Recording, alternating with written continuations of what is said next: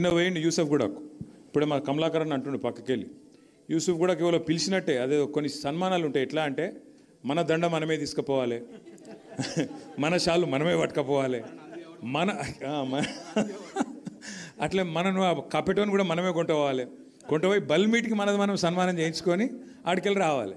పెట్టుకున్నాను నిన్న అక్కడ ఒకటి పెట్టుకొని పోతే పెద్ద ఇక చీఫ్ మినిస్టర్ వస్తుండు, డామ్ డూమ్ డీమ్ డామ్, వేల మంది స్వచ్ఛందంగా తండాలుగా రండి అంటే ఆడ బారన కుర్చీలు ఖాళీ ఉన్నాయి.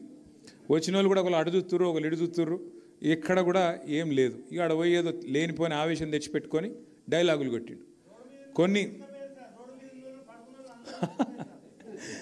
అయితే అక్కడ పాయింట్ ఏంటంటే పోయిండు సరే ఏదో మాట్లాడిండు, కానీ కొన్ని గమ్మత్తుంటాయి.